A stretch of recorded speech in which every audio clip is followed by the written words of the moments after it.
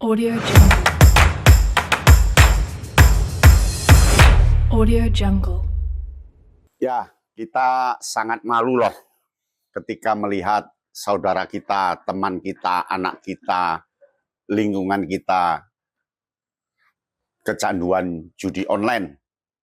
Judi online itu sangat berbahaya karena yang diserang mental. Mental yang diserang. Pikirannya kacau, masuk ke mental. Kita lihat judi online, dampaknya satu, dia akan ditangkap polisi. Kita lihat video ini. Nah, coba. Itu karena memang melanggar hukum ya.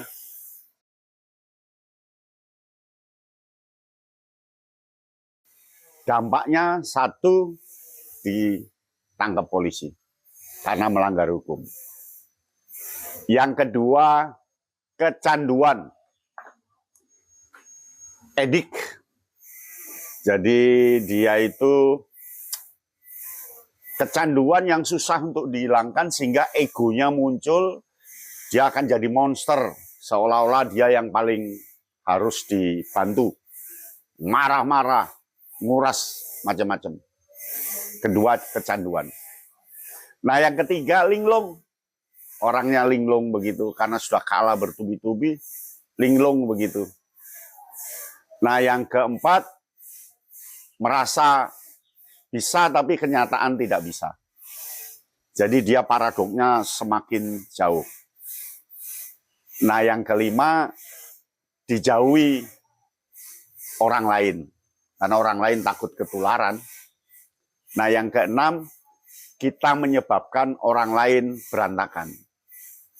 Penyebab orang lain keberantakan. Sebenarnya apa sih ciri dari judi online itu? Gampang kok. Ya, yang pertama, dia merasa berjudi dengan jumlah uang yang banyak karena main banyak nominal uangnya.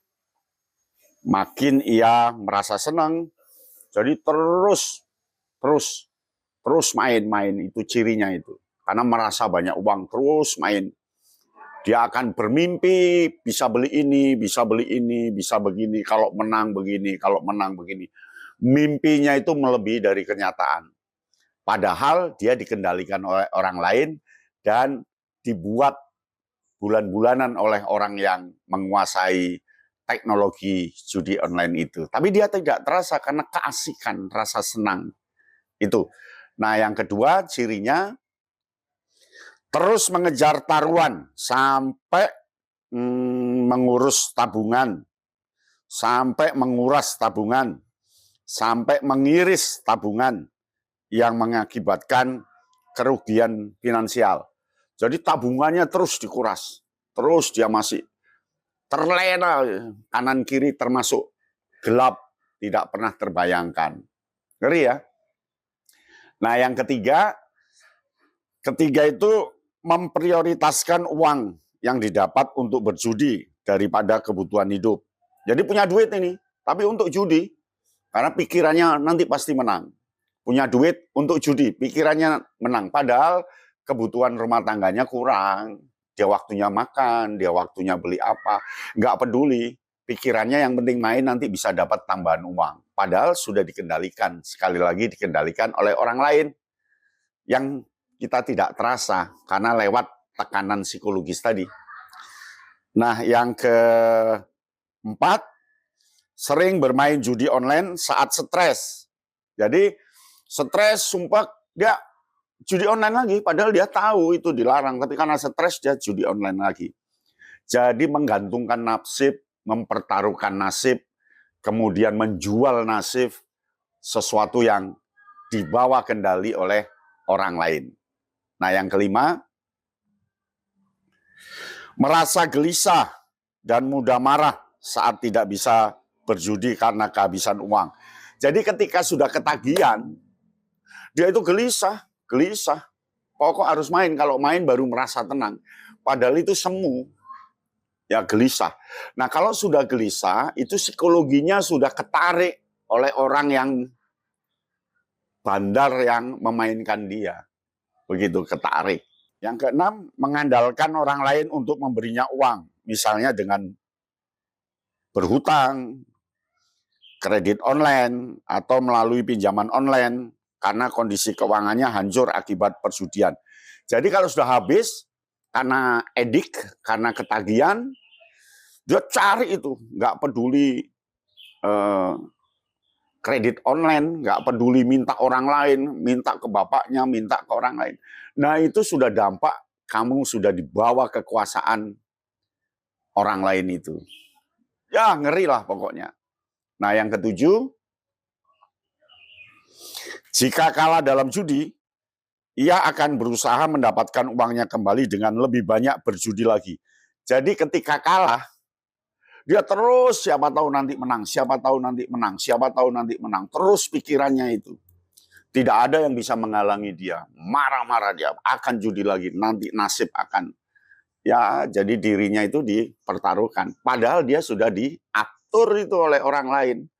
Sudah dipancing kapan harus menang, kapan harus dikalahkan. Karena itu sistem. Ya. Nah, yang ketujuh, tidak merasa bermasalah dan tidak peduli bila kehilangan pekerjaan, bolos sekolah, atau berbohong pada orang lain demi berjudi. Gak peduli bolos, gak peduli gak kerja, gak peduli orang lain bermasalah. Yang penting main game untuk judi online. Dan itu di bawah kendali orang lain. Nah, yang kedelapan, stres tingkat tinggi karena ditagih oleh yang ngutangi, ditagih kredit online, ditagih hutang lainnya, ditagih, dia stres. Nah, banyak kasus yang bunuh diri, banyak kasus yang ini. Tapi bagi bandar nggak peduli, dia kan nggak peduli kamu stres, kamu sakit, nggak peduli. Jadi judi online itu judi yang tidak punya manfaat sama sekali. Itu judi yang mampu menghancurkan dirimu di bawah kendali orang lain. Bandar-bandar seneng dia, tertawa-tawa dapat uang banyak. Ya kan? Karena itu kan sistem yang bisa diatur kapan dimenangkan, kapan enggak, dan ada operatornya. Oleh karena itu, daripada judi online, duitnya buat ngopi, buat sarapan, buat jalan-jalan. Daripada judi online, kerja, nabung, duitnya untuk bisnis yang bisa mendatangkan uang lagi. Nggak ada orang judi itu kaya raya. Yang ada judi itu setengah mati hidupnya. Ya, nah judi itu dampaknya tadi sudah disebut ya, terjerat hukum. Karena melanggar pasal 303 KUHP dan tentang perjudian yang disebutkan bahwa penyelenggaraan permainan judi termasuk yang judi itu dapat maksimal 10 tahun. Lalu yang kedua, dia bisa penyalahgunaan alkohol dan obat-obatan terlarang karena stres. Larinya kemana coba? Nah, yang ketiga, gangguan mental dan fisik, jadi kurus, cekung, ya ngeri. Nah yang keempat, kerugian keuangan. Ya ini nggak tak terhingga ya. Nah yang kelima, itu kecanduan yang susah untuk diobati. Pada akhirnya harus konsultasi ke dokter supaya memutus kecanduan itu. Daripada ke sana, hentikan sekarang. Yang bisa hentikan formulanya itu Anda sendiri, bukan orang lain. Tapi kalau nggak bisa Pak, kalau nggak bisa cari pendamping yang selalu negur ketika berbuat kecanduan. Jadi yang bisa pembimbing, pendamping yang bisa dampingi. Pada Halo Dokter, dia sudah nyebutkan tuh gangguan-gangguan itu. Ya, sampai di sini. Salam Kak Yano Bintang, jangan judi online. Audio Jungle. Audio Jungle.